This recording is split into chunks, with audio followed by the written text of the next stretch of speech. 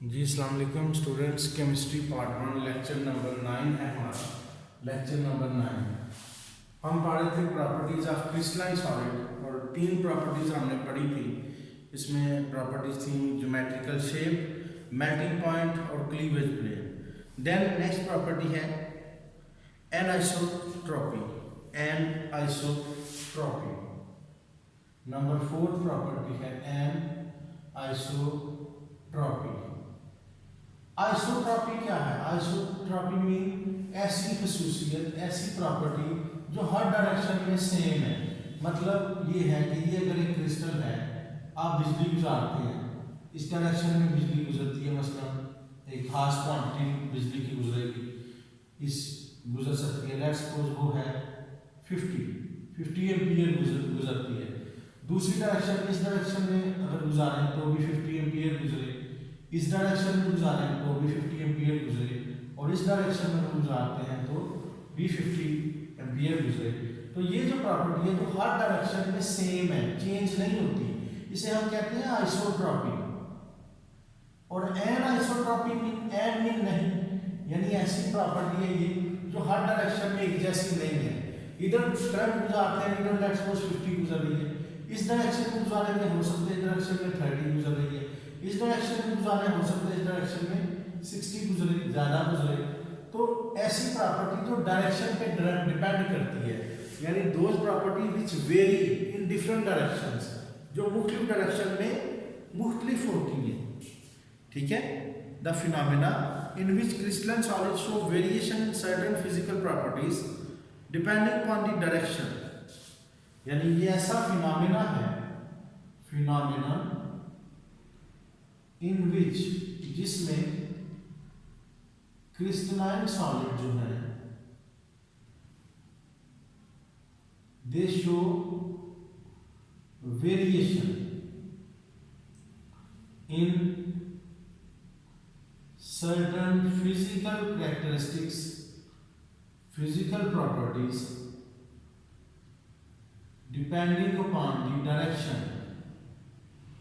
Depending upon the direction, जिसमें कुछ crystal जो है वो क्या करते हैं, उनकी प्रॉपर्टीज वेरी करती हैं किस लिहाज से? डायरेक्शन के लिहाज से। ठीक है ना। डायरेक्शन, डिफरेंट डायरेक्शन में वो प्रॉपर्टी क्या होगी, डिफरेंट होगी। जैसे आपको मैंने बताया करंट ही है, करंट एक डायरेक्शन में ये गुजर रही है, दूसरी डायरेक्शन में कम है, तीसरी डायरेक्शन में और ज़्यादा है। तो ये जो करंट की कंडक्टिविटी है ये किस पे डिपेंड कर रही है? डायरेक्शन में। तो करंट की कंडक्टिविटी जो है, करंट का जो गुजरना है, ये क्या है? आइसोट्रॉपी प्रॉपर्टी हुई, यानी ये ऐसी प्रॉपर्टी है जो डिफरेंट डायरेक्शन में क्या होगा, डिफरेंट होगी। तो ऐसी खसूसियत को हम क्या कहते हैं? ऐसी खसूसियत को हम कहते हैं जी एनाइसोट्रॉपिक प्रॉपर्टी। और इसकी एग्जांपल क्या है? इसकी एग्जांपल है refractive index, thermal conductivity, electrical conductivity, coefficient of expansion, cleavage plane. ठीक है। रिफ्रैक्टिव इंडेक्स है, रिफ्रैक्टिव इंडेक्स है, थर्मल कंडक्टिविटी है, थर्मल कंडक्टिविटी है, इलेक्ट्रिकल कंडक्टिविटी है, इसके अलावा थर्मल एक्सपेंशन है, थर्मल एक्सपेंशन है। और नेक्स्ट जो प्रॉपर्टी है ये है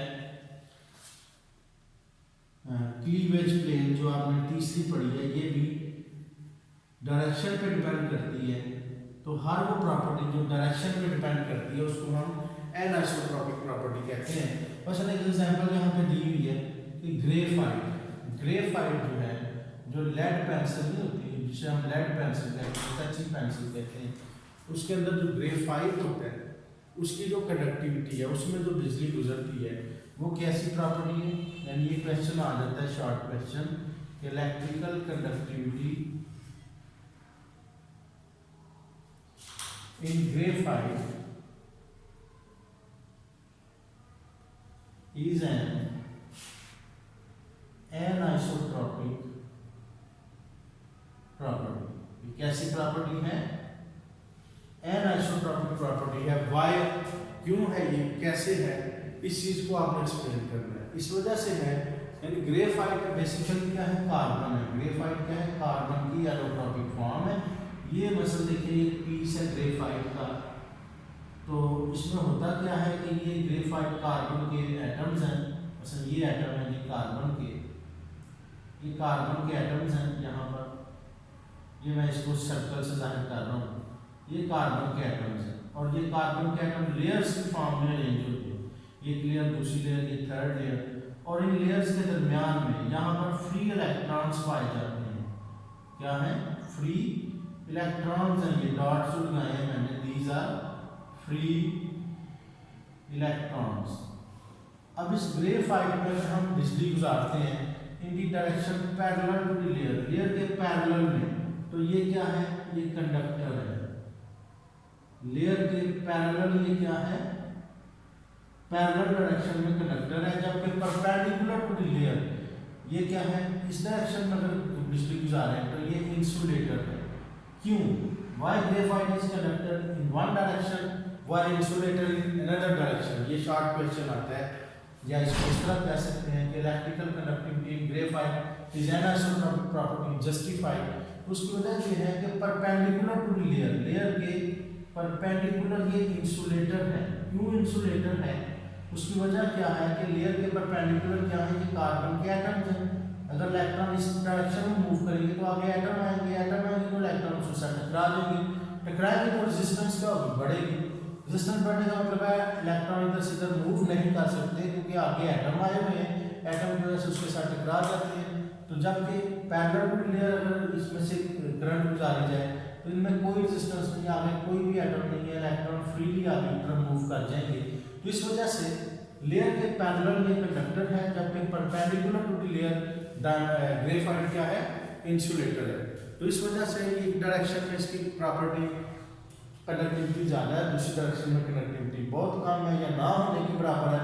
इस वजह से ये प्रॉपर्टी इलेक्ट्रिकल कंडक्टिविटी ग्रेफाइट में वो क्या है, डायरेक्शन पर डिपेंड कर रही है। तो इस वजह से इसको हम कहते हैं कि ये एक एनाइसोट्रोपिक प्रॉपर्टी है। ठीक है, दूसरी जो है वो है क्लीवेज प्लेन। क्लीवेज प्लेन जो है ये भी क्या है, एक एनाइसोट्रोपिक प्रॉपर्टी है। ठीक है, क्यों एनाइसोट्रोपिक प्रॉपर्टी है, cleavage plane is also an anisotropic property. इसका रीजन आप क्या लिखेंगे, इसकी रीजन ये है कि क्लीवेज प्लेन में जब किसी क्रिस्टल को तोड़ा जाता है तो खास डायरेक्शन में वो टूटता है, आसानी से टूट जाता है, दूसरी डायरेक्शन में उसको तोड़ना मुश्किल है। तो डायरेक्शन चेंज करने से जो उसकी उसको तोड़ने की एबिलिटी है वो मुख्तलिफ है। इस वजह से क्लीवेज प्लेन क्या है, एक एनाइसोट्रोपिक प्रॉपर्टी है। ठीक है, तो ये इसमें दो शॉर्ट क्वेश्चन थे, एक ये वाला और दूसरा ये क्लीवेज प्लेन वाला। तीसरा ये डेफिनेशन भी पूछ लेते हैं इसकी, डिफाइन एनाइसोट्रोपिक। ठीक है, तो ये दो तीन इसी में से शॉर्ट क्वेश्चन पूछ लिए जाते हैं।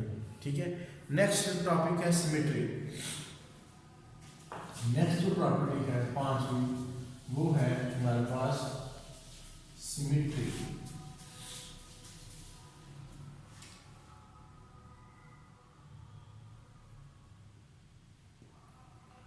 सिमेट्री क्या है, सिमेट्री किसे कहते हैं, देखें सिमेट्री कहते हैं रेपिटेशन ऑफ एंगल्स, एजेस और faces when crystal is rotated about 360 degree along its axis is called symmetry. Repetition of angles, edges when crystal is rotated by 360 degree along its axis। जब किसी crystal को 360 जब किसी crystal को 360 degree rotate किया जाता है तो उसके जो एंगल हैं, एज हैं वगैरह वो रिपीट होते हैं। इस प्रॉपर्टी को हम क्या कहते हैं, सिमेट्री कहते हैं।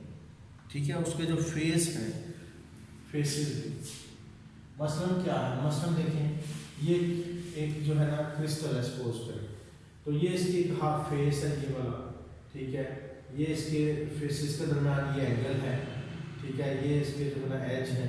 तो जब इसको 360 रोटेट करेंगे, ये देखें 180 और देन 360, तो इसके जो एजेस वगैरह फेस वगैरह वो रिपीट हो रहे हैं रेगुलर। जब आप 360 रोटेशन देते हैं उसको, तो दोबारा वो उसी पोजीशन में आ जाता है।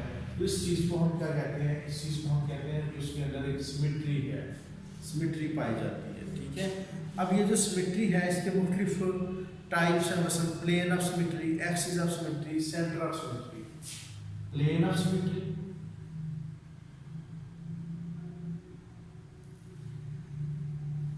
Axis of symmetry,